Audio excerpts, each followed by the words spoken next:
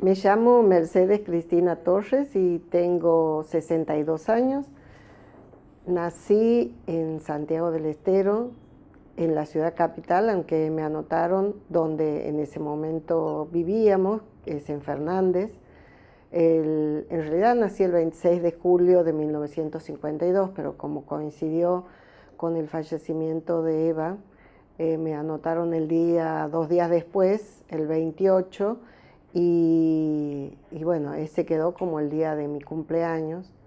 Eh, Tengo una familia que está compuesta, estaba, porque mi padre está fallecido, por mi padre, mi madre, dos hermanos más por parte de madre, Richard, Ricardo, y Betty o Lina, que es su nombre, y un hermano por parte de padre, Hugo o Tito, como lo llamamos.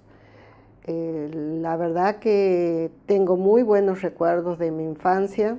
Creo que he tenido una infancia feliz.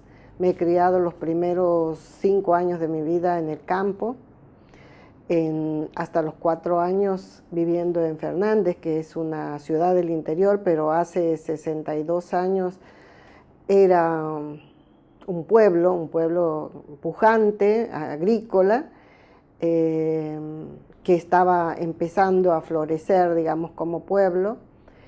Y en ese entonces vivíamos, digamos, con mi familia. Luego que en el 55, cuando se dio la revolución fusiladora, mi padre, que era delegado para esa localidad del peronismo, del Partido Justicialista.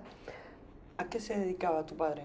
Mi papá era agricultor, digamos, por la familia de mi mamá. Ella es hija de un dinamarqués y una india. Entonces, que vino y compró tierras en Forres, se asentaron ahí. Mi papá no era originario de ahí, era de otro pueblo del interior, de la localidad de Tacanitas, donde había nacido, pero después se crió en Forres. Y desde ahí es de donde mi mamá es originaria, digamos, nació y se crió, y donde cultivaban, digamos, la tierra. ¿Y nos contabas que era delegado tu padre? Era delegado del departamento del Partido Justicialista, que en ese momento recién estaba incipiente aquí en Santiago, y nos tuvimos que ir perdiendo, digamos, todo, porque prácticamente yo tengo un recuerdo muy vago, pero fue así, que nos tuvimos que ir antes de los 3 años y medio, antes de recoger nada, nos tuvimos que ir de ahí. Nos fuimos a vivir a Forres, que en ese entonces era solo una localidad, porque todavía no era ni siquiera un pueblo grande, pero sí una zona agrícola. Y ahí vivimos hasta que, digamos, mi padre pudo conseguir un nuevo trabajo en la ciudad, aunque yo me resistía a venirme a vivir a la ciudad. Y recuerdo que mi padre, mi madre y mis hermanos se vinieron a vivir a la ciudad. Cuando digo a la ciudad me refiero a la ciudad capital. Se vinieron y yo no quería dejar el campo.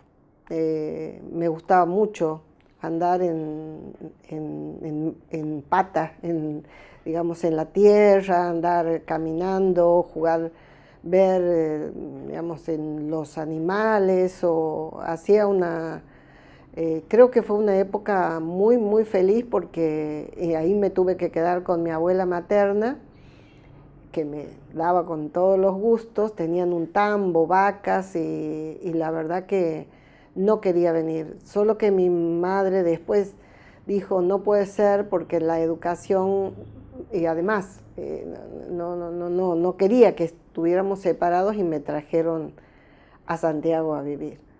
Recuerdo que no me podía integrar a la escuela primaria, y me costaba mucho, porque evidentemente lo que más me gustaba era andar saltando, subiendo a los árboles, o jugando con otros chicos de ahí, pero más que las tareas de la escuela y bueno, hacer una vida de ciudad. Y me costó muchísimo adaptarme a eso, adaptarme, digamos, a la disciplina y a la cultura diferente. Pero bueno, después con el tiempo uno se va acomodando y así transcurrió mi escuela primaria y una infancia que también fue llena digamos, de cosas hermosas, pero también dificultades, sobre todo económicas, porque fue ya casi sobre los 60, muy difícil de conseguir una vivienda, porque la que teníamos en Fernández la habíamos perdido, que era una de las casas que se hizo en el plan, digamos, de viviendas que hizo el gobierno peronista en el segundo periodo, que aquí se llamaban casas baratas, pero que tenían ese modelo tan particular, con las tejas rojas arriba y demás. Perdimos esa casa y bueno, a partir de ahí la vida también fue bastante sacrificada. Mi mamá tuvo que empezar a trabajar también para que poder ayudar en el sostenimiento de la casa. Y ella, que no había terminado la escuela secundaria, también empezó, además de trabajar, a hacer su escuela secundaria a la noche. Por tanto, digamos, las tareas de la casa también eran parte de nuestra obligación, porque había que repartir. En eso, digamos, había que repartir responsabilidades, aunque por supuesto que mi madre siempre se llevaba la parte más difícil. Pero sí quiero decir que en mi familia ha sido la familia grande, digamos, aparte de la de padre, madre y hermano, una familia muy grande, con mucha relación y mi papá tenía una característica de ser muy empollador, digamos, muy protector de sus otros hermanos, que habían tenido dificultades después digamos, de la muerte de su madre y de su padre, quedaron prácticamente huérfanos y muy desperdigados. Así que eso socialmente y políticamente creo que yo también mamé desde muy chica todas las cuestiones que tenían que ver con la vida social y política del lugar, porque mi abuelo materno, él antes, digamos, de conocerlo a Perón, tenía un pensamiento afín al radicalismo de la época. Pero él mismo dijo después, que después de haber ido a entrevistarse con Perón, cambió su posición y si bien no fue peronista, porque no tuvo tiempo, se murió en el año 56, sí amplió su mirada. Y con mi papá, que era justicialista, digamos, de entrada, él había empezado a militar en el justicialismo desde los 16, 17 años, había siempre como discusiones, incluso entre la familia de mi mamá, que era más bien radical, los hermanos de ella, y mi papá, que era peronista. Y bueno, las discusiones esas también se llevaban en los almuerzos, en los almuerzos o en los encuentros de fin de semana, donde las discusiones a veces eran bastante acaloradas y se mantuvieron hasta los 70, porque de eso mi mamá después con el tiempo, junto con una de mis hermanas, se adhieren al Partido Socialista Popular, que se creó en Santiago en el año 68, 69 por ahí. Mi papá y mis dos hermanos seguían en el peronismo, militando, digamos, para eso, y yo tenía como una posición medio oscilante, aunque, claro, empezó a influir ahí que yo había cambiado de colegio y me fui a raíz de una huelga que hubo un año, que no sé si es el año 62, 63, yo iba a una escuela estatal, la Escuela Sarmiento, que quedaba cerca de mi casa, pero como ese año parecía que lo podíamos perder por la huelga, una tía, hermana de mi mamá, le dice, mira, para que no lo pierdas, yo voy a pedir para que te reciban en el colegio, en el bachillerato humanista moderno, que se llamaba así, que era un emprendimiento nuevo de curas, digamos, y de una comunidad religiosa.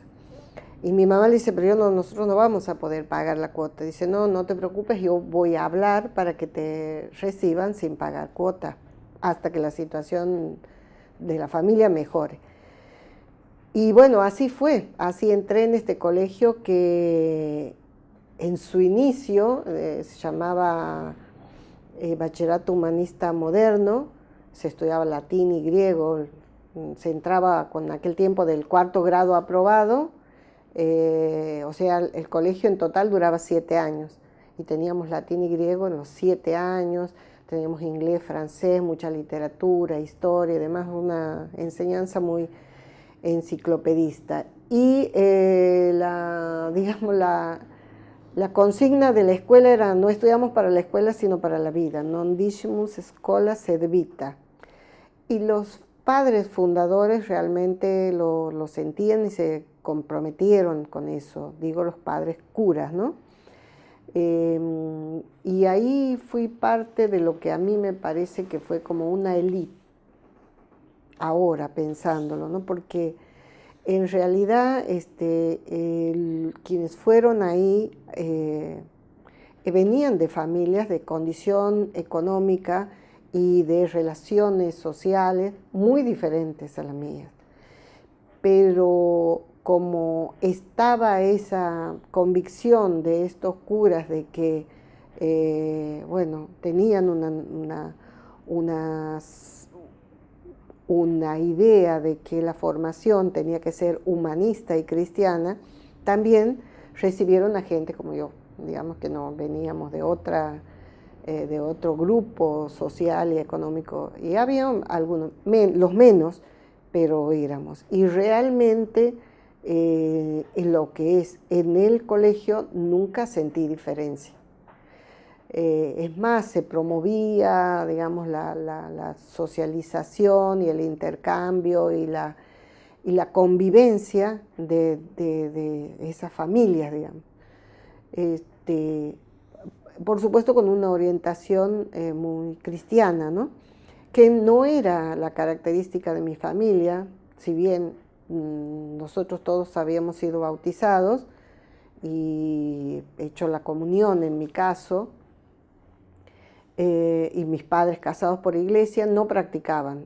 Es más, en la familia de mi mamá, más bien mi abuelo era del credo anglicano y mi abuela que era india, nada de eso, digamos. O sea que no teníamos por ahí una cultura. Y sí, eso lo empecé a recibir de parte de la escuela, del colegio, digamos. Así fue que 12 o 13 años la cuestión, digamos, del cristianismo y de la caridad, y un poco más adelante también de que los curas que estaban en ese colegio, algunos hicieron la opción por los pobres, digamos, de los curas tercermundistas, influyó en una determinada mirada respecto de lo social. Pero yo me acuerdo que en los primeros años, en mi casa, mi papá, cuando triunfa la revolución socialista en Cuba, mi papá se escuchaba la radio y nos hacía que de noche, y todos callados, nadie podía hablar fuerte porque él quería sintonizar con su famosa radio programas que venían desde La Habana. Y la verdad que eso también, de alguna manera, algo se conversaba, él siempre lo transmitía. Yo me acuerdo que en una clase de religión, cuando recién habría entrado a la escuela, hablando de Cristo y demás, yo le dije a la profesora de religión, y sí, porque ¿ustedes quién les parece que fue Cristo? Y yo le dije, Cristo fue el primer comunista, porque yo lo escuché eso en mi casa. Era como pecado mortal, más o menos. Lo sentí, me sentí como que ahí fue como primera digamos, toque de decir, ¿y por qué? Si eso yo lo había escuchado en mi casa y para mí en mi casa era respetable lo que decía mi papá, digamos que él, de lo que se practicaba. Sin conocimiento mucho, yo había repetido eso y tampoco sin mucho conocimiento, digamos, ni de la Biblia, ni de los evangelios y demás. Pero sí, eso era lo que yo había internalizado. Bueno, después empecé a darme cuenta que había, digamos, como una cosa que casi no se podía hablar, sobre todo en esas clases de religión. Aún así, yo compartí, formamos parte de un grupo que salía, digamos, a trabajar en algún barrio más carenciado, de mayor vulnerabilidad, que por otro lado no era muy lejos de mi casa, porque yo vivía prácticamente a una cuadra de lo que en aquel entonces, hace 50 años, era una especie de villa o rancherío a las orillas del río, que todavía en parte sigue siendo, aunque hoy está mucho más avanzado, que es lo que se llama el barrio de la Católica. Sin embargo, más o menos cuando a los 15 años que se formaron los primeros grupos de trabajo social desde el mismo colegio, digamos, para ir a esos barrios, villas o lugares más carenciados, de los que yo decía no estaba muy alejada, digamos, mi casa, porque yo estaba muy cercano a ello, porque la condición en la que nosotros vivíamos era bastante humilde, digamos. Y empezamos a ir y ahí fue donde empecé realmente, a pesar de que yo vivía muy cerca, nunca iba a esos lugares, digamos, o sea, me iba más bien hacia donde estaban todos los otros compañeros, amigos y demás, que eran otros barrios de otra condición. Entonces eso, más lo que uno iba aprendiendo paralelamente, en mi casa siempre se discutió y se habló de las cuestiones sociales y políticas. Mi papá con el peronismo, me acuerdo, así una anécdota de infancia, después en la época de la proscripción del peronismo, mi papá tenía una foto, dos fotos, una de Eva y otra de Perón, que no sé si en esa época se distribuían o cómo sería, pero he visto en muchos lados esos retratos. Cuando vino, digamos, la proscripción del peronismo y demás, que no se podía tener ningún símbolo y demás, mi papá le había puesto arriba de las caras de ellos unas fotos de almanaque, de esas de gomería, de mujeres que están, digamos, ahí expuestas. Y entonces yo no sabía por qué en mi casa, detrás de una puerta, pero en el comedor que estaba, había una foto bien puesta con esa, que no era lo usual para un hogar. Entonces, cuando yo le preguntaba a mi mamá, se ve que tenía mucho más temor de eso, ¿quién era? Y ella me decía, esa era una novia de tu papá. Y bueno, así pasó mucho tiempo hasta que después pudo, a fines casi sobre los 70, mi papá decidió sacarle la postal esa que tenía encima y apareció la foto de Eva abajo. ¿Cómo fue tu primer acercamiento a la política? ¿Cómo y cuándo? Bueno, en realidad el primer acercamiento fue a fines casi del secundario, cuando yo ya estaba, digamos, en un movimiento juvenil de la iglesia, que a raíz digamos, de este movimiento de curas tercermundistas y la nueva apertura que había hecho la iglesia, para Latinoamérica, digamos, todas esas ideas empezaron a llegar al colegio. Empezamos a compartir muchas cosas y yo empecé a sentir que lo que decía ahí la iglesia era más parecido a lo que yo sentía y sentía como que era el ámbito de mi familia, de mi hogar.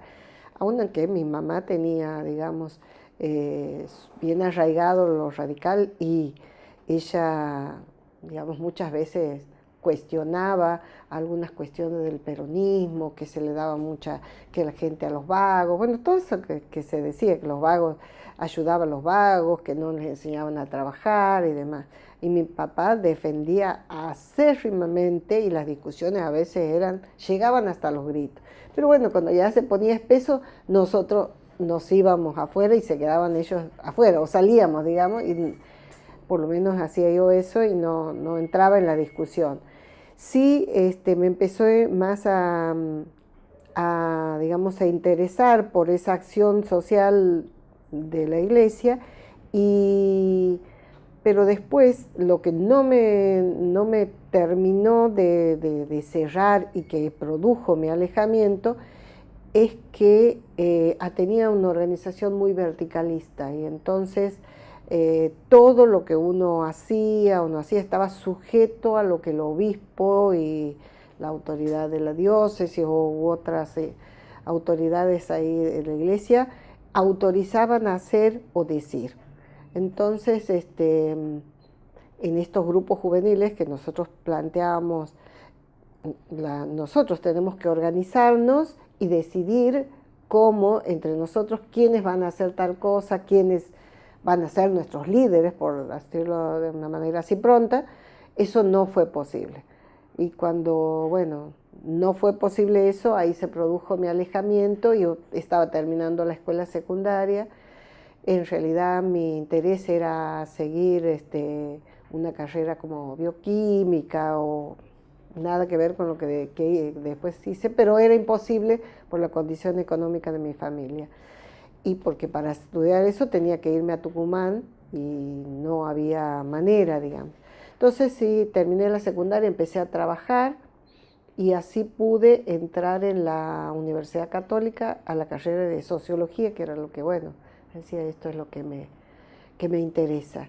Y ya estamos hablando, eso, terminé la secundaria en el año 69 y ya había sido el Cordobazo. En Santiago no hubo nada ese año, pero muy mínimo, pero sí el primer año de la facultad ya hubo una primera manifestación a nivel estudiantil, ya se empezaron a dar. Y la entrada en la universidad fue también como la puerta a lo partidario, a lo político partidario, porque bueno, en la universidad en ese momento estaba Franja Morada, era incipiente el papel del socialismo que había entrado, creo que ya estaba por ahí, digamos, las corrientes del peronismo que estaban empezando a trabajar en la universidad. Y ahí, a partir de ahí, empecé yo a conocer las distintas posturas. Empezaron también, digamos, empecé a participar de asambleas y lo que más me acercó dentro de lo que podía, porque en realidad yo tenía que trabajaba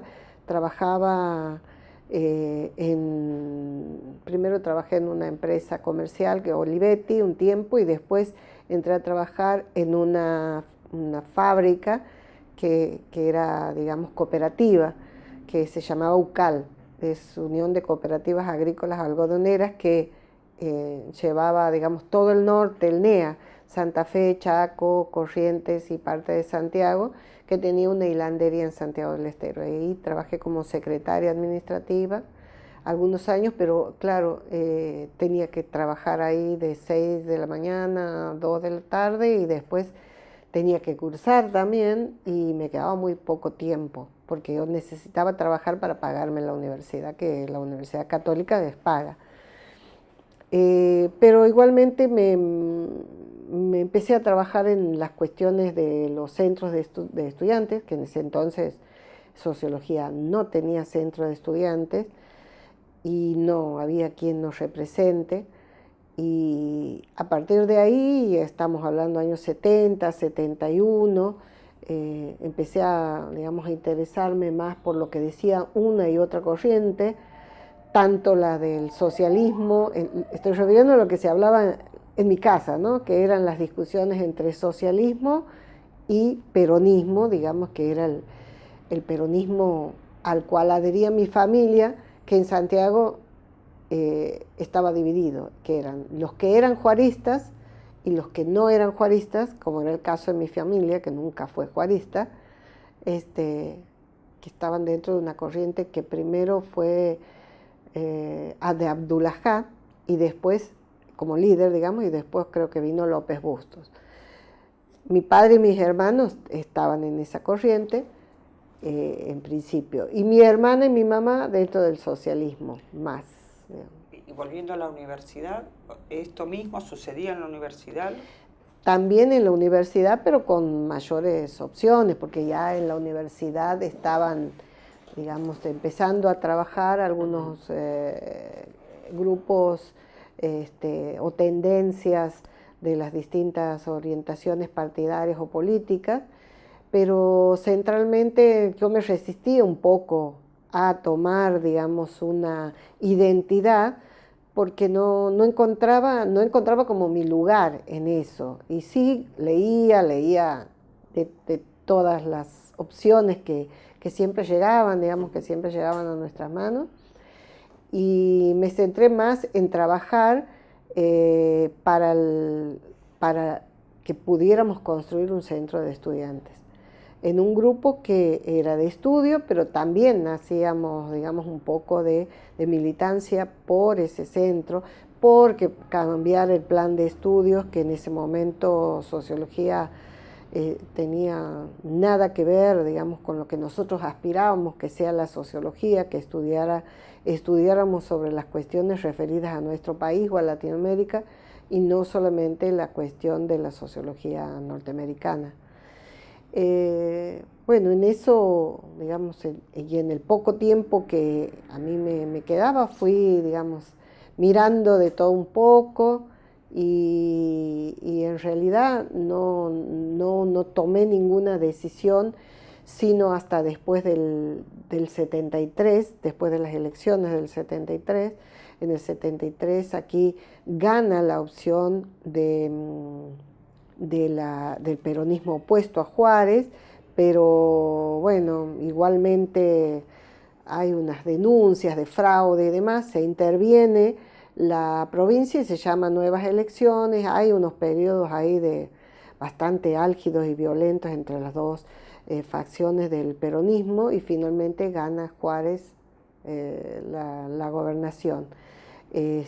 Con lo cual mi familia, digamos que incluso tenía los carteles, porque no era una unidad básica, pero era como si fuera, que estaba la tapia del frente toda llena de carteles del peronismo, y también había habido un cartel que era de Héroes de Trelew, digamos, también así, como que estaba bastante identificada en una posición. Y entonces... Perdón, ¿en qué momento vos encontrás tu lugar de militancia y dónde? Yo de esto ya desde el año 71, estaba de novia ya, con quien después me casé y formé una familia. Y bueno, él tenía ya una posición tomada, estaba ya, digamos, más cerca del PRT al año 73. Yo todavía no conocía, sabía, leía algunas cosas, pero no me involucraba demasiado porque concretamente no estaba de acuerdo con la lucha armada. Porque decía, todo aquel que lleve como de ningún signo, ni de peronismo, ni de Montonero, ni de la FARC, ni de la FARC, o sea, no estaba de acuerdo, pero a mí lo que me hizo clic fue digamos, cuando la AAA empezó a matar gente, y cuando se empezaron a intervenir, se intervino en Córdoba, había matado a Aragón en Salta, no, había intervenido Salta, intervenido Córdoba, y la AAA y la CNU empezaron a hacer de las suyas, Y ya aquí empezamos a hablar de que había persecución y de que empezaron a sentir, empezó a sentirse eso. Entonces dije, bueno, aquí me parece que no hay opciones, uno tiene que tomar una decisión a dónde estar, porque la situación me parece que lo ameritaba así. Igualmente, por ejemplo, yo me acuerdo que en el 73, que el PRT decidió no participar en las elecciones y bueno y demás, yo no estuve de acuerdo y lo discutía en ese entonces con quien era mi marido. ¿Quién era tu marido? Pepe Fornés. Con él, digamos, nos casamos en octubre del año 73, y lo que sí yo participé antes de participar del PRT fue del FAS, que era el Frente Antiimperialismo por el Socialismo, que era una construcción que había decidido el PRT para un frente de masas, digamos. Y a ese sí apoyaba y colaboraba, digamos, con eso. Cuando en el 74 las cuestiones se empiezan, digamos, a la situación del país incluso empieza a ser más difíciles, de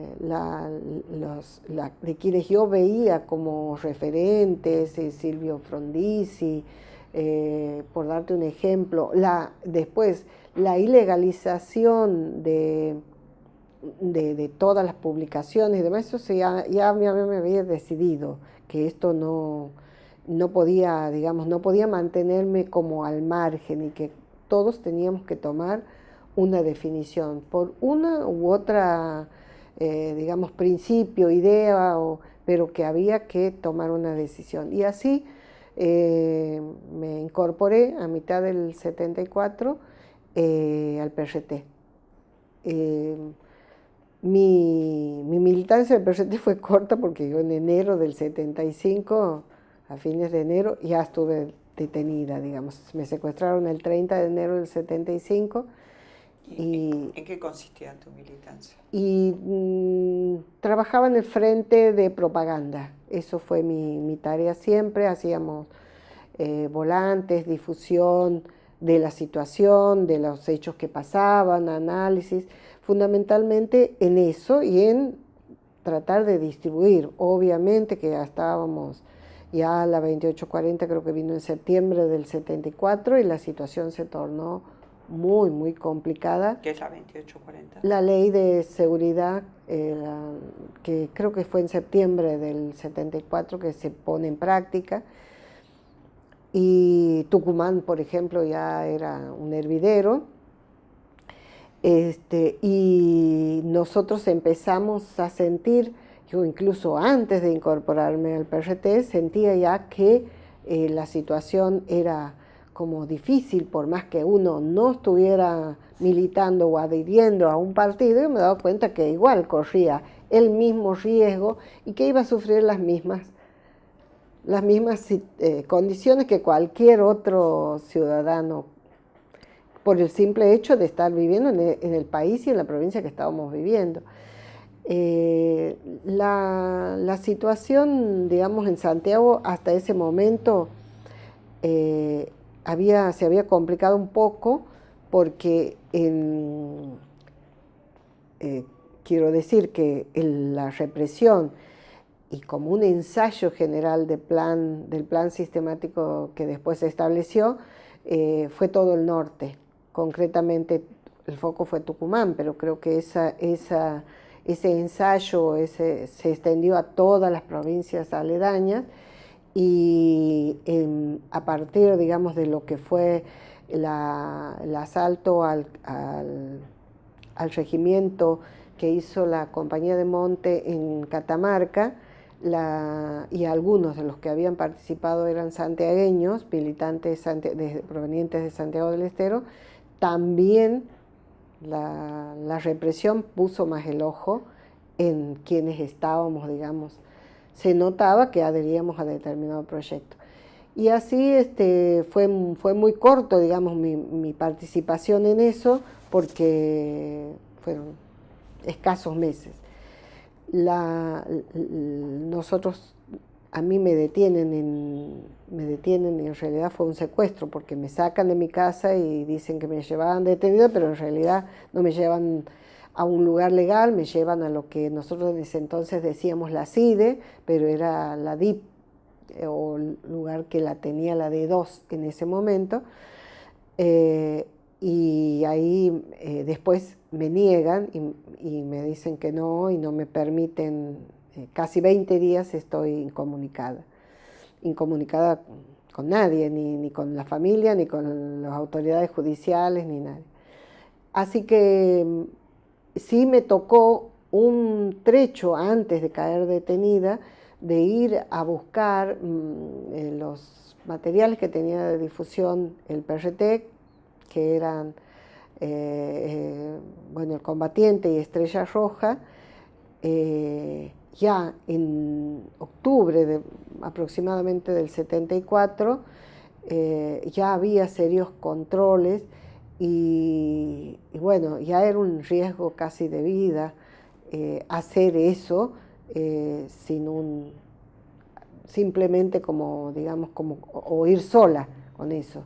Yo me di cuenta que eso implicaba también un riesgo de vida. Pero bueno, ya a esta altura me he dado cuenta que nosotros estábamos, por lo menos en ese momento, imbuidos de toda una esperanza y un proyecto de que las cosas podían cambiar si nos decidíamos, sobre todo la juventud, con un poco de necedad, digamos, de la juventud, pensar que solamente con la decisión, con la voluntad, lograríamos, digamos, llegar a transformaciones más importantes para nuestro país. Y bueno, después esas cosas yo las había planteado para adentro y no hice más ese trabajo. Y sí me quedé haciendo volantes con mimeógrafo, que en ese entonces se trabajaba así a mano. Y bueno, y la verdad que poco tiempo, porque, como te digo, en enero del 75 ya estuve detenida. ¿Y luego de esos 20 días? Bueno, ahí sufrí torturas, yo estaba embarazada, estaba embarazada y justamente antes de que me secuestraran había venido de Córdoba donde me había confirmado el embarazo de 2 meses y bueno, producto de la tortura, ahí pierdo el embarazo y bueno, lo que uno sabe que ellos estaban acostumbrados a hacer.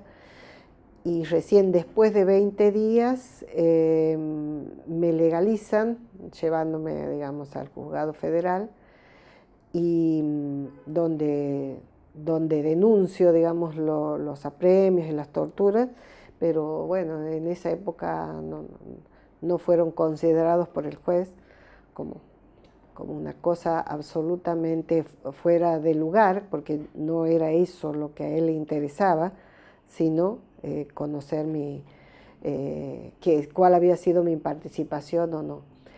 Afortunadamente yo, como pocos, porque no todos tuvieron esa suerte, tuve un abogado particular que denunció todas estas irregularidades y demás, por la cual a mí se me crea una causa judicial donde dicen que habían extraído de mi casa una especie de imprenta o distribuidora, que era lo que yo hacía, pero nada de eso estaba en mi casa. Lo que había eran todos materiales, digamos, que había sido, que quedaban, porque aparte de literatura o libros, sí, uno, en esa época había diversidad de revistas, Nuevo Hombre, Vita Montonera, por decir algunos, no sé cuánta, que todos, no solamente yo, sino mis hermanos, mis hermanas y mis padres compraban. Sin embargo, no solamente que pusieron eso, sino que pusieron todo lo que ya se había declarado como publicaciones ilegales, que eran Combatientes, Estrellas Rojas, y bueno, hacen un acta de allanamiento falsa que dice que los que van a secuestrarme figuran como testigos. y ponen como dirección personal de ellos la D2, digamos, o lo que era el CID en ese entonces. El abogado, cuando ve eso, objeta y dice que eso es ilegal, que no puede ser, que ese lugar de donde ponen ellos como domicilio y quienes figuran como testigos no eran otros que espías que tenía la represión, digamos, el gobierno que estaba haciendo represión digamos, a la población. Bueno, no le dan curso para nada a eso y después el abogado inmediatamente tiene una amenaza contra su hijo, una amenaza de muerte contra su hijo y decide, bueno, que no va a poder defenderme más. Yo entro a la cárcel de Santiago del Estero junto con un grupo de 4 o 5 compañeras y prácticamente que somos las primeras que inauguramos no solamente la cárcel, sino también inauguramos el área de presas políticas, digamos. Y porque la cárcel había sido inaugurada en el año 74 y a mediados del 74 y a los 6 meses la inauguramos en ese pabellón. Al inicio estamos con presas comunes, pero después ya con el tiempo nos van separando en pabellones especiales para eso. Mi familia, por supuesto, queda, digamos, muy golpeada, pero como todos eran, digamos, militantes, hacen mucho y empiezan ellos sí a trabajar fuertemente por conseguir que yo pueda salir en libertad, denunciando que esas cosas eran falsas, sacan, junto con otros padres o familiares, sacan solicitadas en los diarios, denunciando del grupo que habíamos sido detenidos. Y también, digamos, accionando en lo judicial, conseguimos, yo al poco tiempo, digamos, a los meses que mi papá, digamos, consigue un nuevo abogado, y entre los otros abogados se toma el caso el doctor Luis Lescano, que actualmente está desaparecido, pero la situación nuestra en la cárcel era como muy intermitente, teníamos visitas, cortaban, nos sancionaban por cualquier cosa. Quiero decir que cuando a mí me detienen, hacía 20 días que había iniciado el operativo Independencia en Tucumán. Y las condiciones, digamos, en que nos toca en la cárcel a nosotros ya son, al principio, como cualquier preso, pero pasan 6 meses y ya la cuestión se pone muy, muy dura, muy, muy difícil. No teníamos prácticamente visitas y tampoco teníamos posibilidad digamos, sino de hacer trabajos manuales, nos restringían los libros, los medicamentos. En general, tuvimos muy poca relación o contacto con la familia o con los amigos. Así que prácticamente a partir de ahí se cortó la comunicación casi con la familia. Y bueno, ellos hicieron, digamos, desesperadamente muchas cosas para que nosotros podamos estar comunicadas. Las condiciones, sobre todo, se endurecieron en cuestión de alimento y de asistencia médica. Todas empezamos a adelgazar mucho. Yo no tenía 22 años cuando entré a la cárcel, si bien era delgada, pero llegué a pesar 45 kilos. Y todas, en general, las compañeras estaban en esa situación. No teníamos prácticamente atención médica, tampoco visitas, solo la tuvimos para Navidad del 75, y tampoco la visita de los abogados solo estaba permitida una vez al mes o esporádicamente. Por una vez que nos ponen en calabozo, yo escucho, porque del vecindario ponían a la hora que se daba el noticiero del vecindario de la cárcel, era como un barrio bastante vulnerable, pero un barrio, digamos, con algunos servicios básicos, y desde ahí escuchábamos nosotros el noticiero que daban por la televisión. Así escuché, estando en Calabozo, que mi abogado había sido secuestrado. El día era 13 de marzo del 76. Y bueno, ahora permaneció desaparecido y sus restos fueron encontrados en el Pozo de Vargas el año pasado. Así que... ¿De qué manera entonces se manejaba en esa época el periodismo, los medios? Si ustedes podían escuchar una información de ese tipo, ¿de qué manera era así tal cual como vos nos relatabas, que fue secuestrado a esta persona, o cómo manejaban la información los medios?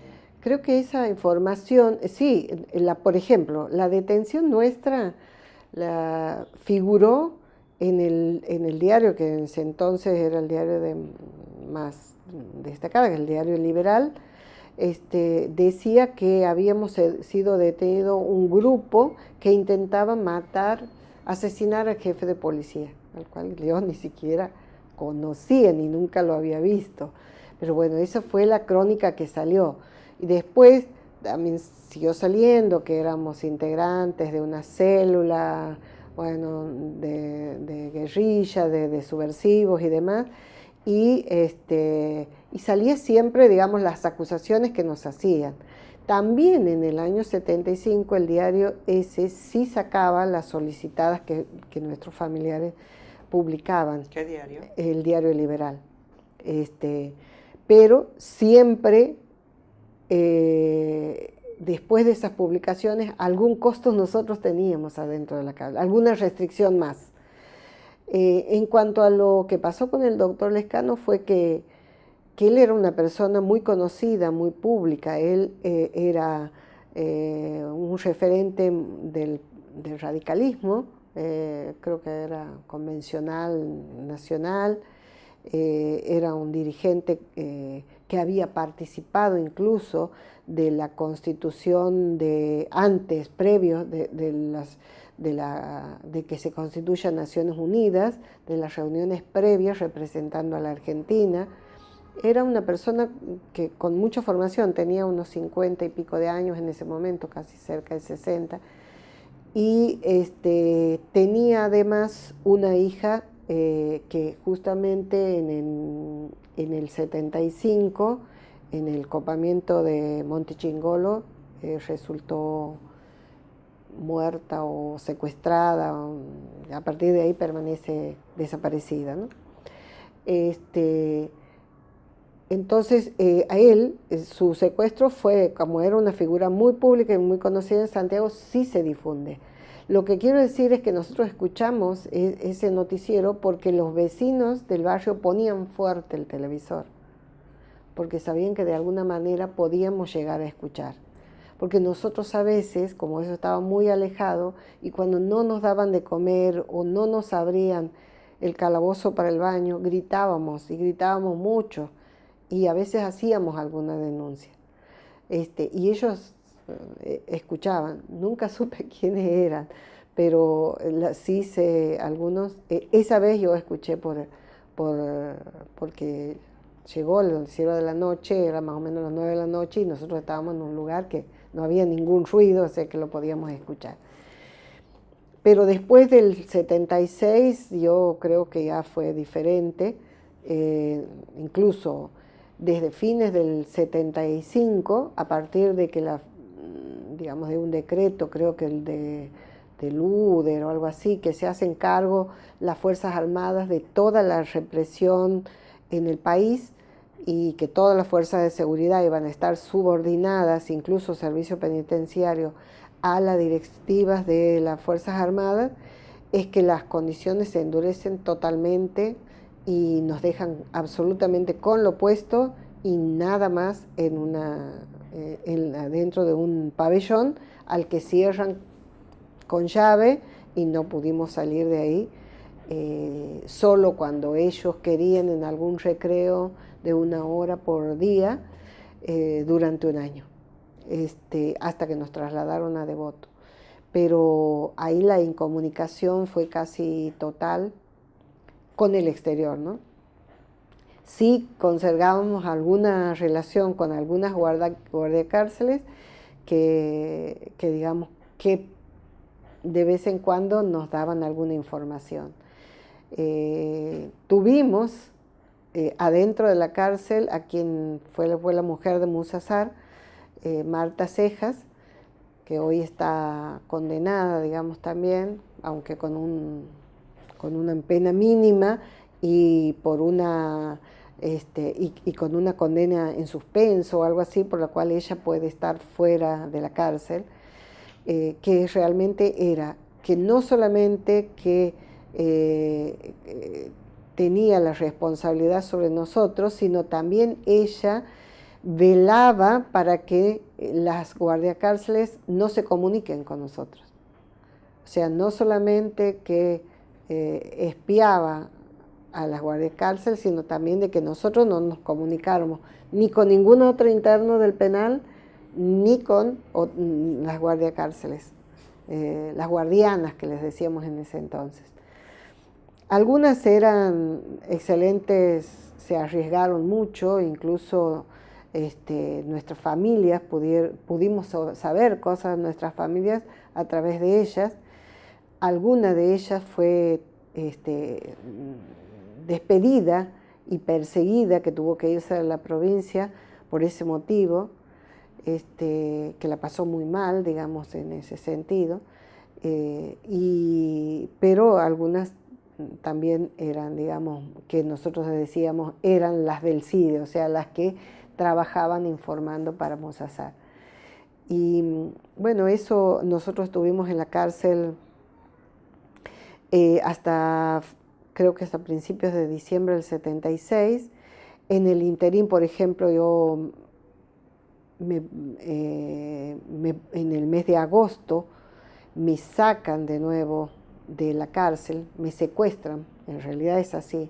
Ya había pasado, digamos, el cambio de autoridades, ya la provincia estaba intervenida, estaban los militares en el poder, ya había cambiado el juez federal incluso, y mi familia, por ejemplo, había sufrido eso, mi madre despedida, mi hermano despedido, mi papá obligado a jubilarse, mi hermana que trabajaba en la Secretaría General del Banco de la provincia fue descendida de función de categoría hasta la categoría menor en el banco, y los allanamientos eran muy frecuentes, las espías, las escuchas, había cambiado absolutamente la situación en mi casa, no solamente en cuanto a su seguridad, sino también económicamente, al punto tal que se vieron obligados a vender la casa que tenían para poder sobrevivir, digamos, ¿no? Y en ese tiempo, en la cárcel también se había transformado ya en un centro clandestino. Hoy sabemos que a las mujeres que iban secuestrando, en algunas oportunidades las tenían secuestradas en la cárcel, sin que nosotros supiéramos, por ejemplo, y sin que fueran declaradas para nadie. Hoy sabemos, y nosotros lo presentíamos, aunque nunca pudimos llegar a saber porque estábamos en un lugar que era como en la parte, en el piso de arriba, muy en el extremo último, y las personas que estaban secuestradas estaban en diagonal en el otro extremo. Pero ya se había transformado en algo común el hecho de que venían los de los grupos de tarea a sacar a las detenidas a la noche o de día, según era su necesidad, a torturarlas y volvían. Nosotros, en mi caso, yo sabía porque Musasar, después de todas las denuncias que había hecho yo, que había hecho mi familia respecto de cuál había sido la actuación digamos, de su dependencia de la DIP en ese momento a su cargo, en cuanto a torturas, a maltrato y las denuncias de que no había ninguna garantías ni legales ni de vida, digamos. Él mandaba mensajes con cada nueva detenida que venía o entraba a que ya me iba a tocar el turno a mí, y que no iba a tener ni padre, ni madre, ni abogado que me defienda. Bueno, así me tocó a mí en en los primeros días de agosto del 76, que vino una guardia cárcel a decirme que yo tenía que bajar cuando hacía como casi 10 meses que no bajaba, estábamos enclaustradas ahí en el lugar en que estábamos, no nos sacaban para nada. Yo le pregunté por qué iba a bajar. Y me dice, no, porque hay autoridades que quieren conversar. Digo, si quieren conversar, ¿cómo no vienen? Porque las que venían a conversar o venían para decir algo eran los militares que subían hasta donde estábamos, habían subido en 2 oportunidades y en una para hacerme un interrogatorio a mí, en el mismo lugar en que estábamos. Entonces es como que yo ya presentía que no era ningún interrogatorio común, sino que se trataba de algo peor. Incluso pensé, bueno, están ya las cuestiones tan duras por lo que nos iba llegando, nos íbamos enterando de, por ejemplo, a ver, cuando asesinan a Roby Santucho, viene uno de los militares a decirnos y nos trae el diario para que lo leamos y para verlo. Cuando asumen ellos, el 24 de marzo, también entran y nos dicen lo mismo.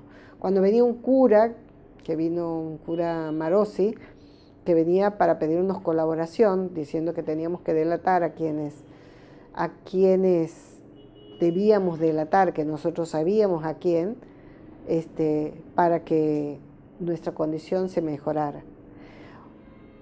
No a interesarse por nuestra situación espiritual ni nada.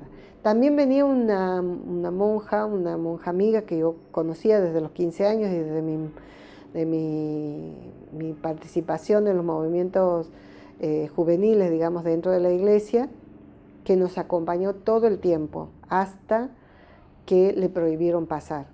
Hasta tuvo que bancarse ella requisas vejatorias, desnudez y requisas violatorias, digamos, de la integridad, para poder pasar a vernos, hasta que después no le permitieron. Y ella era la que llevaba noticias también a nuestros familiares, por eso seguramente después le impidieron seguir viniendo. Pero la situación, digamos, en la cárcel era muy difícil, nosotros nos dábamos cuenta, ya conocíamos desde un año antes, desde marzo, abril del 75, nos habían llegado las primeras versiones de que había campos de concentración en Tucumán.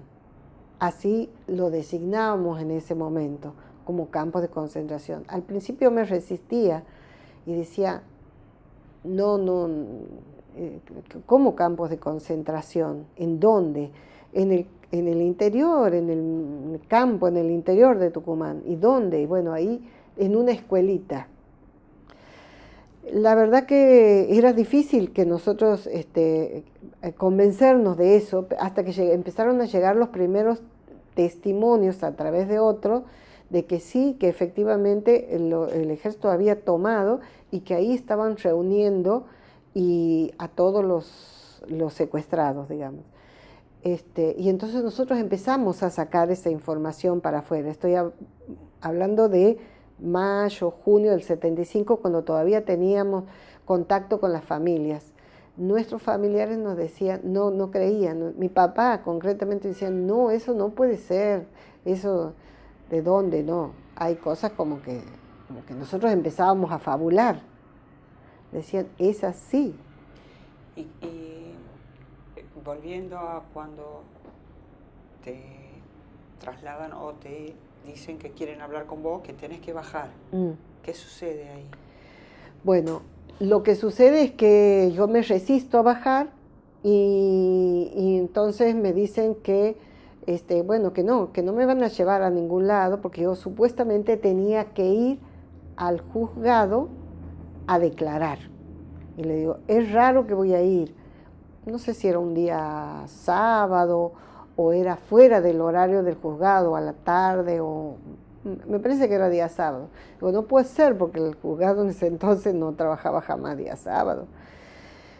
Y digo, no voy a ir, no me voy a ir porque yo temo por mi vida, no voy a salir de aquí, no voy a salir del penal. Entonces viene la directora del penal y me dice que no iba a salir, que ella me garantizaba que no iba a salir, que solo iba a ir hasta el despacho de la dirección y ahí me iban a hacer la indagatoria. Para nosotros en ese momento, digamos que sabíamos que se sacaba de las cárceles, que se fusilaba, que se inventaban huidas, que se habían querido fugar y demás, y que se los fusilaba. Era como asegurarnos por lo menos la supervivencia transitoria, el quedarnos ahí adentro, por eso nos negábamos a salir. En mi caso, yo por eso me negué a salir. Entonces me llevaron hasta la dirección y cuando llego a la dirección veo las caras de los grupos de tareas que yo ya algunos los conocía. Entonces me agarro a su brazo y le digo que me había mentido, que no era verdad lo que me decía y que yo sabía que me estaban para llevar. Entonces los otros se abalanzan sobre mí, yo la abrazo a ella y como me tironeaban de los brazos, yo me acuerdo que en la desesperación le dije a ella, usted es responsable por mi vida. Si a mí me pasa algo, usted es responsable y eso ya lo sabe todo el mundo. Lo sabe mi familia, lo sabe usted y el juez, porque yo estoy a disposición de un juez. Entonces ahí es que ella me permite hablar con el juez. Y se asusta ella y dice, bueno, que espere, les dice a ellos que esperen que yo voy a hablar con el juez. El juez me dice que no, que era un ratito, que me querían hacer preguntas. Entonces yo le digo, no son preguntas las que me quieren hacer ahí. Yo sé lo que pasa ahí en ese lugar. Usted es responsable por mi inseguridad. Yo no me voy a ir por mi voluntad a ningún lado. Si usted me quiere preguntar, venga para acá, usted venga para el penal y lléveme al juzgado. Pero yo con esta gente que tortura y mata no voy a salir por mi voluntad. Y si a mí algo me pasa, usted va a ser el responsable. No va a pasar nada, son 5 minutos, quiere hacerte unas preguntas y nada más. Y cortó. Entonces, ahí yo en la desesperación me acuerdo, vagamente me acuerdo que como me tironeaban de los brazos y yo para sacarme, yo ya tenía las uñas en el brazo de ella y le mordí el guardapolvo a tal punto que le arranqué, ella tenía un uniforme, no sé, como guardapolvo y le arranqué la tela y no sé si mis dientes no habrán quedado en su brazo. Y bueno, así me arrancaron y me llevaron. Y cuando yo salí, ellos supuestamente no esperaron que iba a ser, pero salí y grité mi nombre, quién era y que me llevaban para secuestrar, que yo creía que me llevaban para matar. Y que mi padre era fulano, hasta que ellos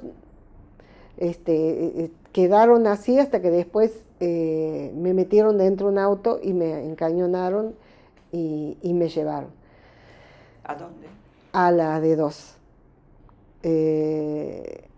Me llevaron a la D2 y ahí hay otra anécdota que realmente que es la que me salvó la vida en ese momento, que es que el que estaba haciendo guardia, un policía que hacía guardia en los techos del penal, escuchó y después con el tiempo, yo muchos años después supe que él era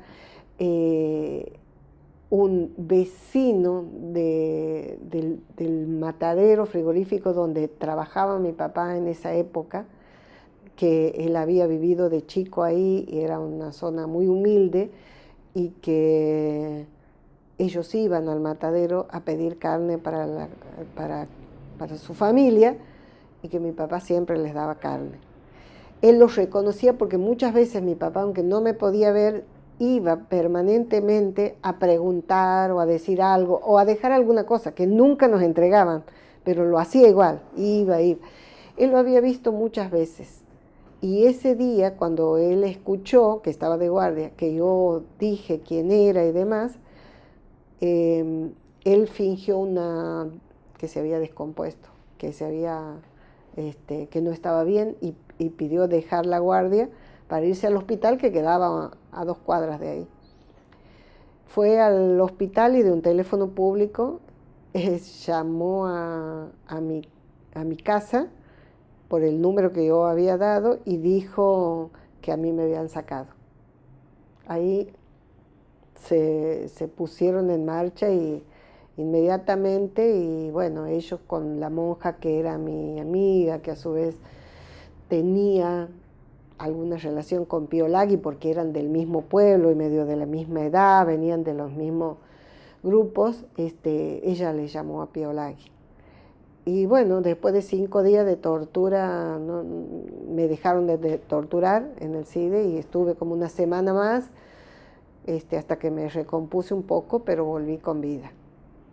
No el caso de muchos otros que sucedieron, digamos, en el país. Porque yo ya sabía, ya me lo habían dicho, ya me habían amenazado que eso iba a suceder. A lo mejor igual volvía con vida, no sé, pero lo podía haber pasado muchísimo peor de lo que realmente pasé, ¿no? Pasé de todo, desde tortura, violación y lo que sí, a este hombre nunca lo pude conocer porque él le dijo eso después de muchos años. Una vez volvió a la casa de mi papá, porque él nunca supo quién era el que le dijo, solo ese llamado por teléfono. En los 80, este hombre se acercó y le dijo, fui yo el que dije, pero por favor no lo recuerde nunca más, ni me recuerde a mí. Así que nunca pude conocerlo porque él no quiso que ni siquiera fuera a verlo, no sé si vive. Pero bueno, eso fue, digamos, una casualidad, y después que, bueno, se pusieron, digamos, en funcionamiento esos contactos, mi familia en general en todo el periodo trabajó muchísimo, muchísimo por tratar de garantizar la vida, no solamente la mía, sino la de otra gente, igual que muchos familiares nuestros que estuvieron permanentemente pensando qué hacer y cómo hacer para tratar de garantizarnos la vida, ¿no? Que de eso se trataba ya en ese momento. En el 76 se trataba no de condiciones, si comíamos bien, si nos atendían, sino tratar de garantizar que no nos matara. Bueno, pasó a fines del 76, después que sucede en la CIDE, que matan a Cecilio Kamenetsky y Mario Giribaldi permanece desaparecido finalmente. A partir de ahí es que empiezan a decidir los traslados, y nuestro grupo, en el primer traslado que se da de la cárcel de Santiago para Buenos Aires, nos llevan. Vamos con un grupo y llegamos allá de diciembre del 76 a Devoto. No sabíamos dónde íbamos y bueno, también con un viaje bastante penoso en el que, según nosotros entendemos, por lo que vivimos en ese momento, había también tirado gente desde el avión. Por lo menos eso lo sentí yo, también lo declaré, que cuando me suben a los tumbos yo caigo sobre como unos bultos que eran tibios, pero no se movían y eran suaves, no eran animales. Eso es lo que yo tengo patente, grabado. Y después me levanto, porque todo era empujones, tirones arrastrados de los pelos y demás. Y esa sensación la hemos tenido dos compañeras a las que nos pasa lo mismo, que cuando caemos sobre esos bultos. ¿Ustedes tenían los ojos vendados? Teníamos los ojos vendados y estábamos atadas las manos, creo, para atrás, sí, también, o sea que nos tiraban como si fuéramos también un bulto. Pero bueno, y ese avión venía ya de otros lugares que suponíamos nosotros podía ser del Chaco y de Tucumán. Eh, en Devoto estaba conformándose la cárcel vidriera, que es lo que nosotros llamamos a la cárcel de Devoto, porque era mostrar los presos legales, digamos, que se tenían, o digamos, aquellos que ellos querían mostrar como que sí, había presos, pero que eran esos y estaban. Y cuando nosotros llegamos a Devoto, para nosotros las condiciones mejoraron muchísimo a lo que estábamos, a lo que habíamos tenido. Me acuerdo que en Santiago no comíamos nada, era muy mal, era un agua hervida con un hueso flotando ahí y un jarro de mate cocido con un pan que ni siquiera tenía azúcar, era todo lo que comíamos en el día. Eso en los últimos 10 meses. Entonces, cuando llegamos, me acuerdo patente, fue sirvieron unos repollos cortados y como lampreados, o sea, esa milanesa cubierta. Para nosotros era como un manjar, me acuerdo que lo comíamos con la mano porque ya no teníamos ni cubierto, ni tampoco lo habíamos tenido en Santiago, así que todo ya estábamos muy prácticas en comer la comida toda con la mano. Y las demás compañeras que ya venían de otros lugares que no habían tenido las condiciones que nosotros teníamos, se asombraban viéndonos cómo comíamos. Pero bueno, ese lampreado era de mondongo sucio, pero nosotros igual no lo comimos. Porque era algo que era carne. Y bueno, no solamente eso, después, bueno, en Devoto también las condiciones se fueron, digamos, se fueron poniendo más difíciles por épocas, pero lo principal fue que recuperamos la comunicación con nuestra familia. Cartas, que era lo que nosotros no habíamos tenido, ya había pasado casi un año desde que no veíamos a nuestras familias ni tampoco teníamos ningún contacto. Y así pudimos mandar las primeras cartas y mientras eso sucedió hubo 20 días en que la familia estuvo en vilo sin saber si estábamos desaparecidas o si nos habían matado o dónde estábamos. Y bueno, ahí comenzó digamos, una nueva etapa en la cárcel y en la cual tuvo mucha otra posibilidad, que es compartir, digamos, con todas las compañeras de distintos lugares del país. Llegamos a ser como 10.000, creo, en Devoto en ese momento, entre hombres y mujeres. Y cuando llegamos nosotros los pabellones estaban atestados porque incluso dormíamos de a dos en algunas camas porque no había lugar. Y llegamos con lo puestos, obviamente que no teníamos nada de nada ni ninguna familia, pero bueno, ya estábamos acostumbrados a eso.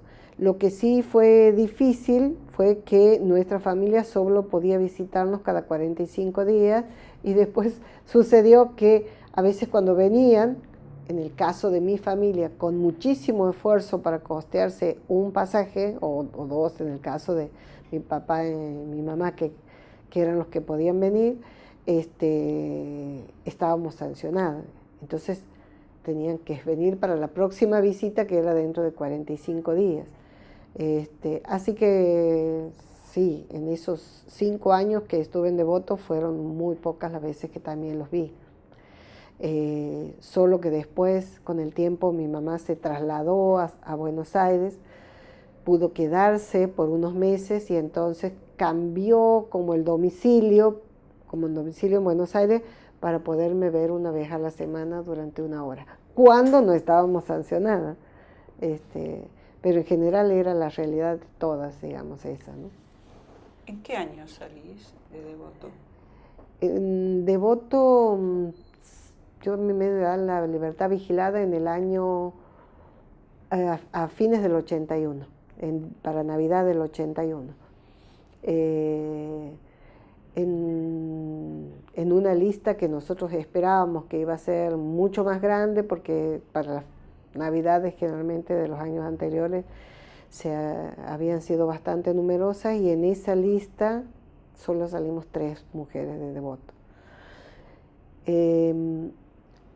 y me dan la vigilada y me piden, tenía que poner un domicilio que dijera, digamos, un lugar donde alguien se hiciera responsable para que yo no me profugara o no volviera a las actividades delictivas, algo así, como decía la resolución, no me acuerdo bien.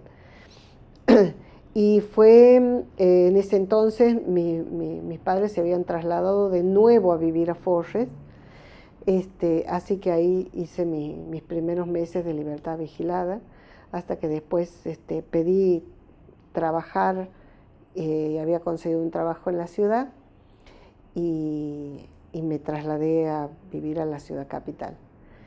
Y bueno, lo que en este tiempo no me olvidé, digamos, de comentar es que mi marido, cuando a mí me detienen, me secuestran, él logra fugarse.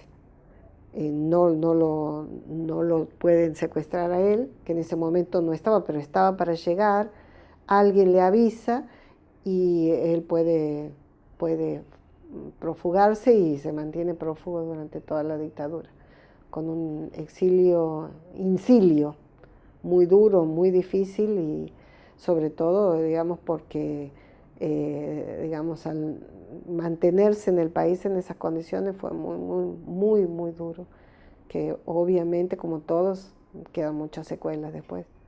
¿Y hasta cuándo permaneció así? Hasta él volvió a Santiago en el año 83 y antes de que, cuando ya estaba anunciada la ida de la dictadura, pero cuando volvieron a declararle la captura, porque todavía no había asumido el gobierno de Alfonsín, tuvo que volverse a ir. Y bueno, después de Alfonsín recién pudo volver.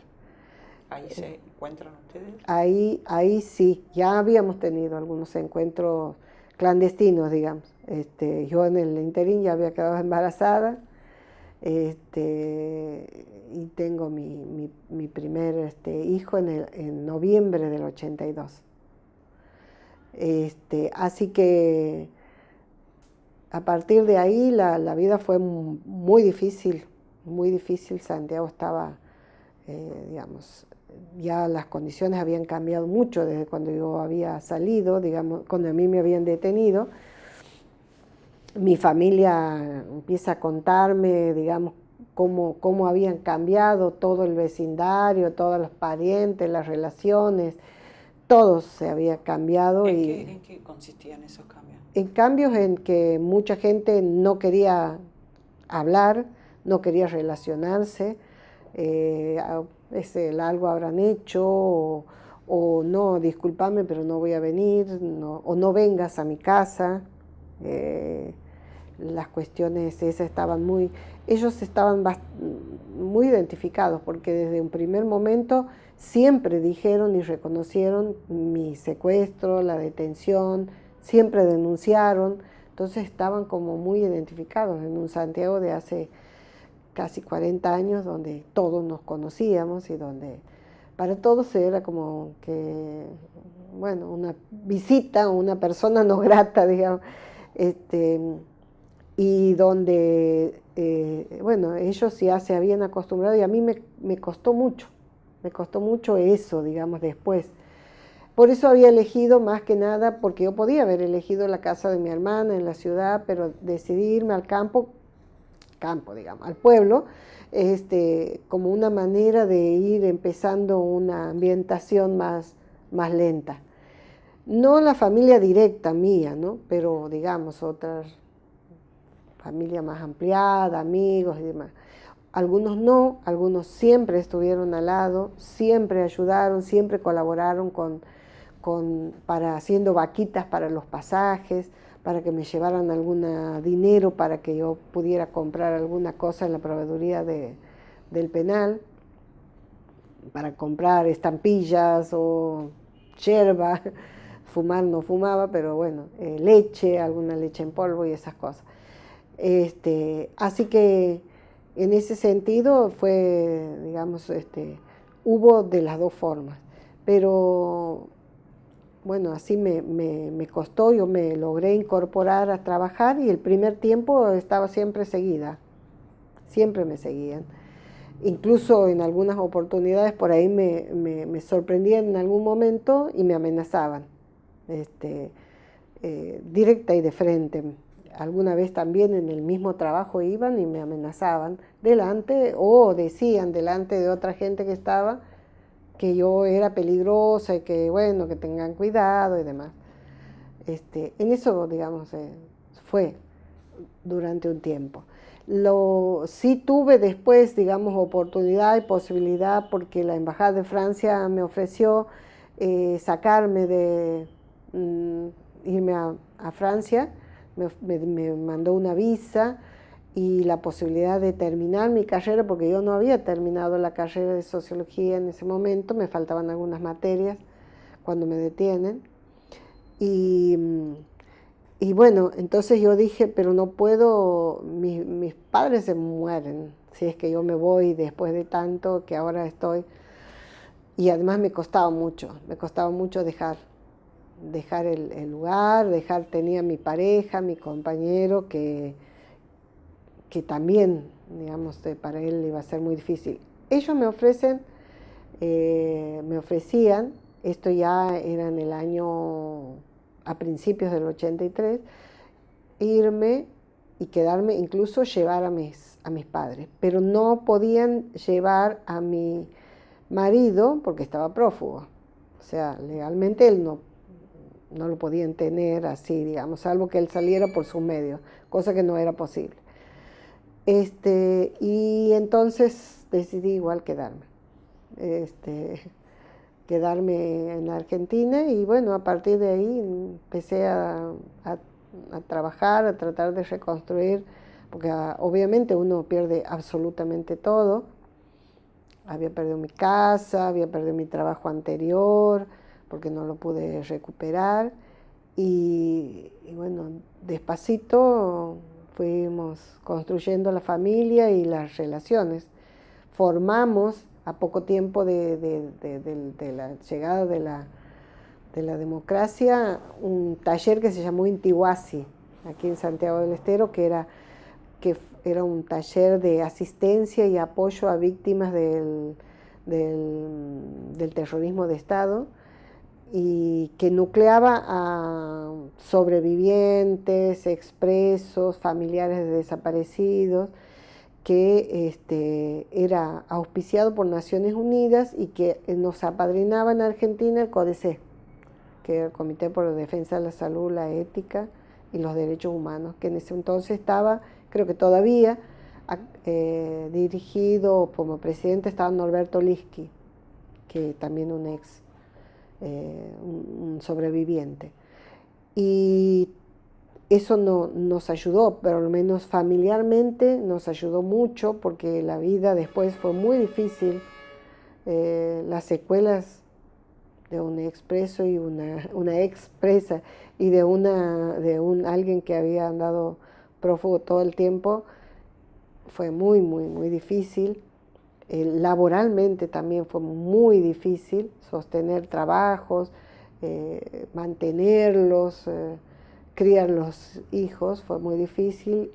Y bueno, hasta que llegó un momento que yo siempre, sin embargo, sosteniendo las denuncias en CONADEP, de todo lo que había pasado. Después, años ya en los 90 fue más difícil, porque en los 90 me agarró a mí perdiendo de nuevo el trabajo, producto de las privatizaciones. Yo trabajaba para la obra social de agua y energía.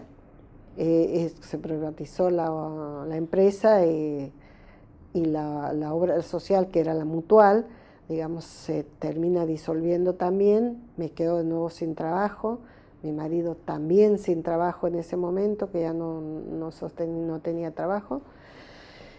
Muy, muy, muy difícil. Y bueno, hasta que por fin en algún momento veo que en Buenos Aires el EATIP ofrecía digamos, terapias y acompañamiento también a víctimas del terrorismo de Estado, y decido que iba a iniciar una terapia en mi caso porque la situación era muy difícil, muy compleja, y la verdad era un momento en que uno no sabía para dónde disparar. Bueno, esto después lo hicimos familiarmente, ayudó muchísimo y me ayudó también a poder procesar, reflexionar sobre todo lo que habíamos vivido, que no lo había podido hacer hasta ese entonces. Y paralelamente empecé también, empezamos aquí en Santiago con un grupo de gente, se creó la CTA, empecé a formar parte de lo que fue la primera comisión de desocupados de la CTA, que era quien daba cobertura, por decir, o asistencia, o incorporaba en sus filas a gente que había sido despedida.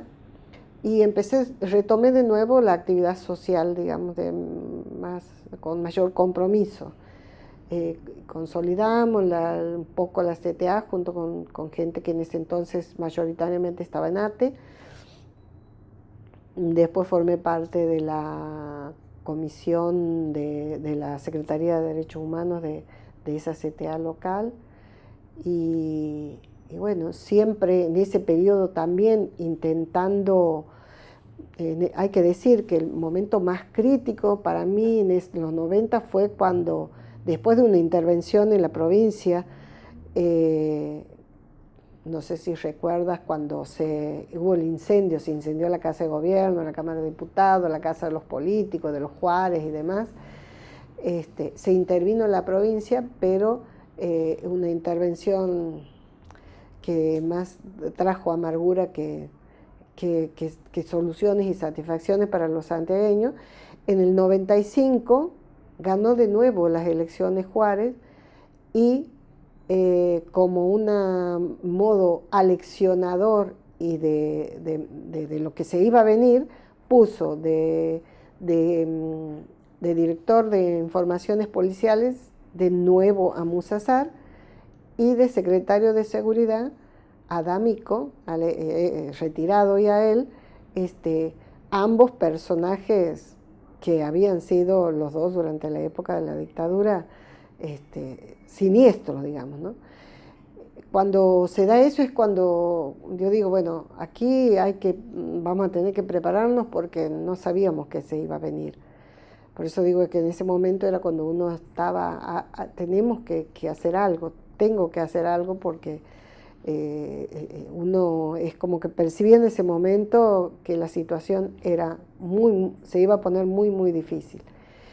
Y a partir de lo que es la CTA empezamos de nuevo a recuperar testimonios, a trabajar con la gente que ya, digamos, por ahí alguna que otra, aparte de nosotros, que ya nuestros testimonios eran públicos porque cada tanto y cuando teníamos oportunidad lo decíamos, empezamos a trabajar para conseguir, digamos, los primeros testimonios que fueron mandados a España, que en lo que la CTA trabajó cuando se inició, digamos, se abrieron las denuncias allá en España.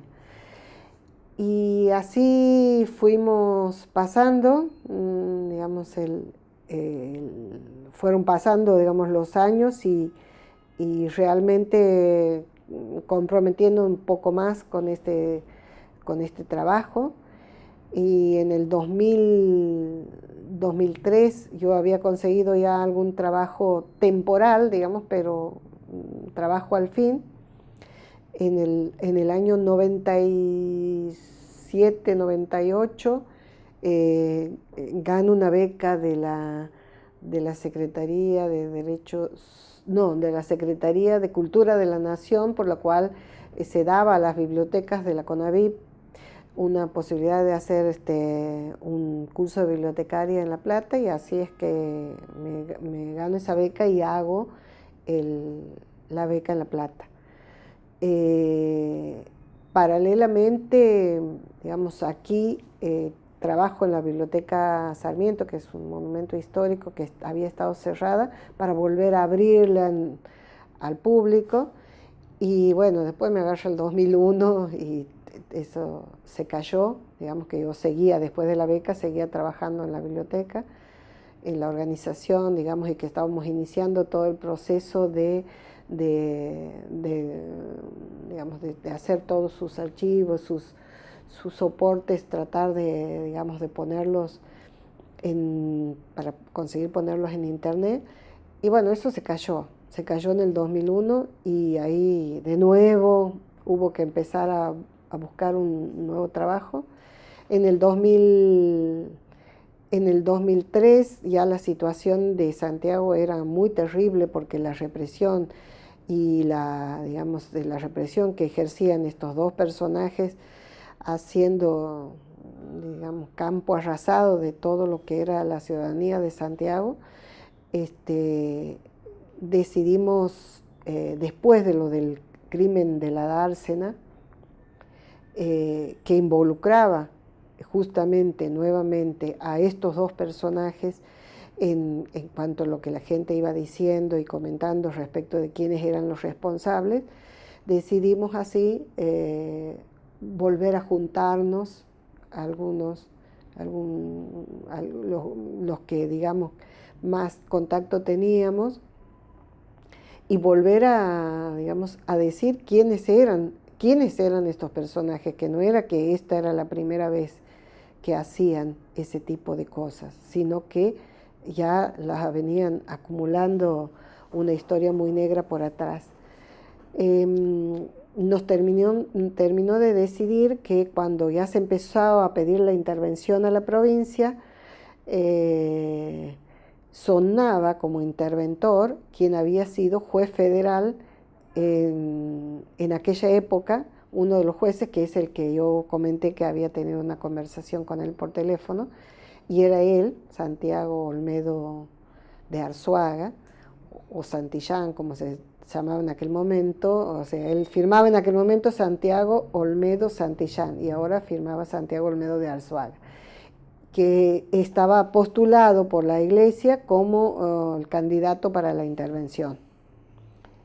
Entonces nosotros ahí hicimos público también de vuelta quién era, y pudimos llegar a través de contactos incluso hasta el Senado de la Nación, que era quien tenía que decidir la intervención, opinando que eso no iba a ser bueno para la provincia. Bueno, ya fuimos empezando a sacar, digamos, por qué decíamos eso, cuál había sido la actuación, y acompañando las marchas que se hacían por los crímenes de la dársena, también nosotros empezamos por primera vez a poner nuestras denuncias y por primera vez a sacar las fotos de nuestros desaparecidos en las marchas, que se hacían pidiendo la intervención, porque no solamente pedían la intervención ellos, también la pedíamos nosotros por quienes estaban a cargo de, digamos, de funcionarios de gobierno. Porque antes nunca había sido posible, que esto no se hablaba en Santiago de estas cuestiones. No era posible en lo público, digamos, fotos. Y me acuerdo que en las primeras marchas éramos tan poquitos que habíamos hecho carteles con maderitas y cada uno llevaba como 3 fotos como pueda con cada mano, para que se vieran las caras.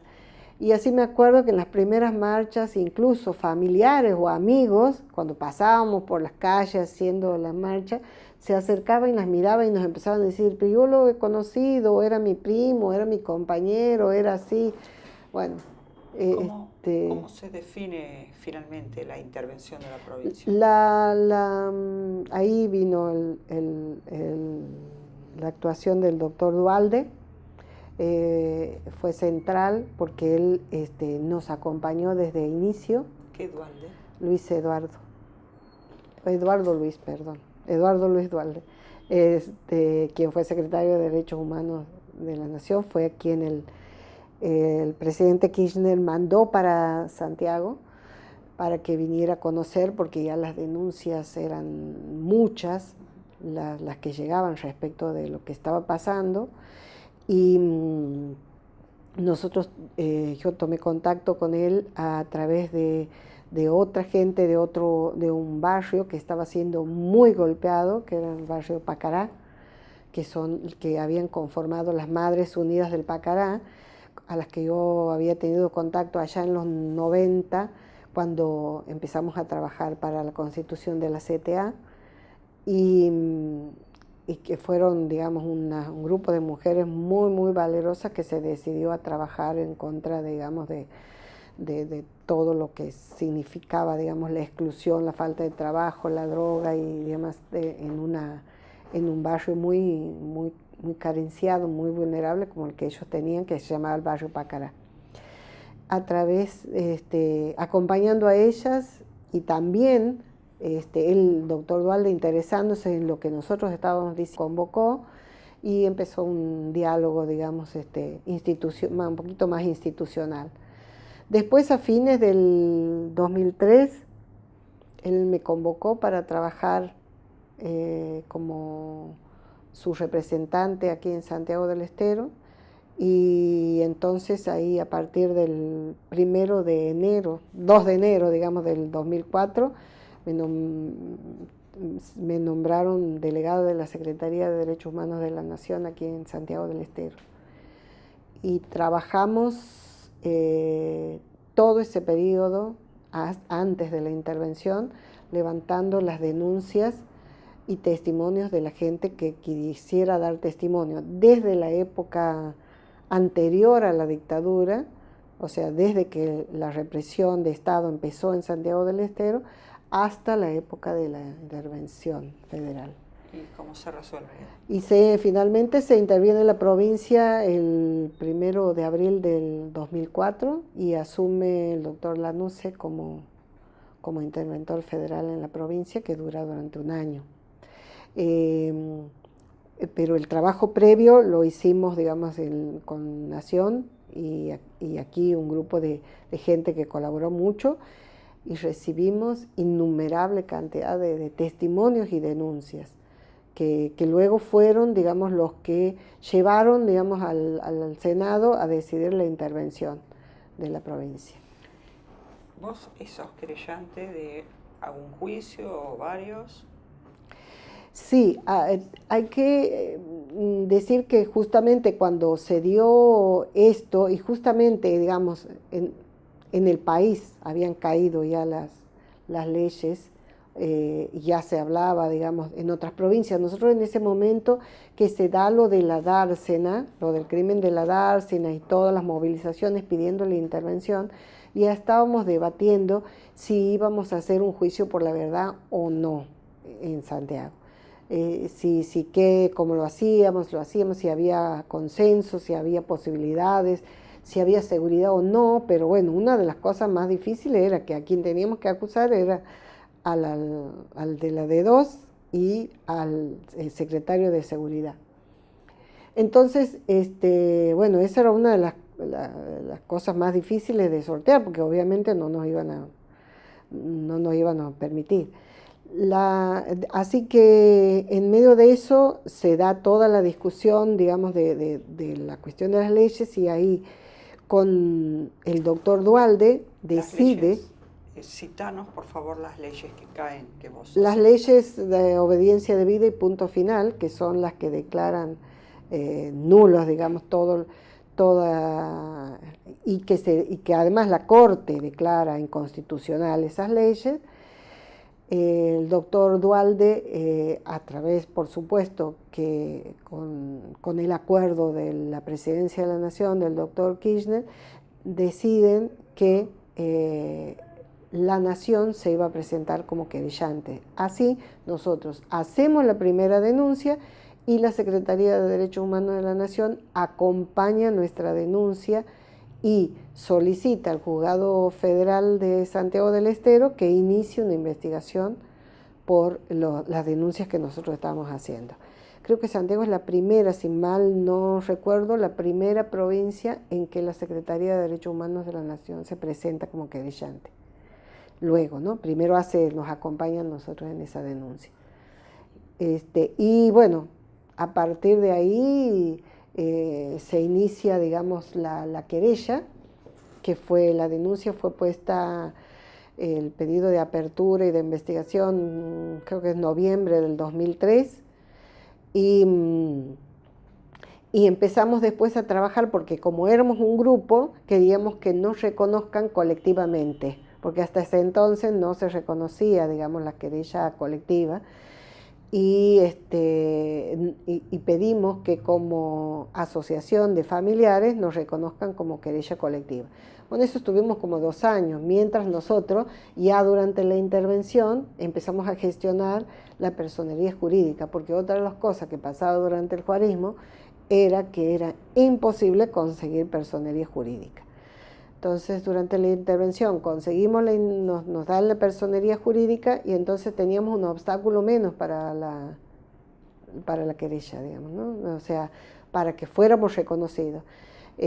Porque nosotros en nuestra plataforma de estatutos y demás, una de las cosas que está establecida es que queríamos tener la representación colectiva por todos aquellos que habían sido secuestrados y permanecían desaparecidos y que teniendo o no familiares no podían acceder a la querella. Así que, bueno, ese es un largo camino que emprendimos hace 10 años y que todavía sigue. ¿Podés mencionar en qué causa sos querellante? Bueno, de la querella se inicia con que yo ahora ya no soy querellante y particularmente, sí lo fui en una que se inició en el 2003, que después se hizo una sola, que ya se juzgó, que fue la mega causa 1 en el 2012. Ahora, quiero decir además que en representación, porque en la actualidad soy presidente de la Asociación por Memoria, Verdad y Justicia, que nuclea a familiares de desaparecidos, expresos políticos y amigos y compañeros de desaparecidos. Como presidenta, represento a esa asociación en las querellas que en Santiago del Estero, en la jurisdicción federal de Santiago del Estero, en este momento estamos reconocidos como querellantes en todas las causas por delitos de lesa humanidad que se sustancian en Santiago del Estero. También estamos como querellantes en la jurisdicción de Tucumán, en la causa del operativo Independencia. Y también estamos tomando parte en lo que es, no una causa, sino, porque todavía no es una querella, sino es como una investigación sumaria en lo que se llama el Pozo de Vargas, que es el lugar donde han sido tirados, digamos, y donde se han encontrado restos de personas que han sido secuestradas y posteriormente asesinadas, ¿no? De los cuales santiagueños creo que se han recuperado hasta ahora 5 restos de esos, y hay un cúmulo que puede oscilar entre 500 o más restos de otras personas que pueden estar en ese lugar. Por eso nosotros como asociación nos interesa saber lo que se hace, cómo se hace, quiénes tienen a cargo, y en este momento está justamente en un proceso de determinar ADN de 500 y pico de fragmentos diferentes de restos que han sido encontrados en ese pozo. Así que, bueno, es una tarea que continúa y que esperemos que podamos seguir haciéndole. Ya no, hace mucho que ya no en forma individual, esta ya es una tarea colectiva, que es de un grupo de gente que nos hemos nucleado en esta asociación, que ya constituida con personería jurídica lleva 10 años, pero que se nutrió y se constituyó con aquellos que desde la dictadura de la época de Onganía, digamos, de los primeros presos políticos, estuvieron trabajando, ¿no? Que fue, creo que en el año 71, 71, cuando primeros presos políticos santiagueños estuvieron en las cárceles, ¿no? Para ir cerrando, las personas denunciadas de la fuerza, ¿tenés en mente los nombres? ¿Podés registrarlos aquí? Sí, nosotros en Santiago hemos tenido hasta ahora 3 juicios y uno en Tucumán. Uno individual por la causa Kamenetsky, que era un solo caso, donde estuvieron acusados Musazar, Garbi, Ramiro López, Bustamante y otro grupo de tareas, digamos, que respondían a ese grupo directivo. Después la megacausa 1, que fue donde se trató mi caso, digamos que también tuvo a esa misma gente, más otros agentes, digamos, de la DIP, más D'Amico, Jorge D'Amico, que fue quien tuvo a su cargo, digamos, la parte, digamos, responsable de inteligencia y de también de todo lo que hacía, digamos, al control de las fuerzas de seguridad, o sea, policía y penitenciarios en la provincia. Después hubo una megacausa 2 que trató sobre detenidos y desaparecidos después del 24 de marzo del 76. Tuvimos otro juicio en la jurisdicción de Tucumán, que fue de un santiagueño, de Germán Cantos, que era un conscripto que fue secuestrado y desaparecido, donde el único imputado era Jorge D'Amico, porque estaba bajo su responsabilidad, que se hizo en la jurisdicción de Tucumán porque quedó pendiente del juicio de Arsenales, no se lo incluyó en eso, entonces hubo que hacer un juicio solamente para ese caso. Y quedan pendientes todavía, a pesar de los 10 años que llevamos, el juzgamiento de quienes fueron los responsables civiles y de lo que fue el destacamento de inteligencia 142 que actuó en Santiago del Estero, que son todos los otros, digamos, militares que también actuaron, pero que no fueron todavía llevados a juicio, así como quienes actuaron como autoridades en la provincia, como jefes de policía, Guarfi Herrera, Fiorini,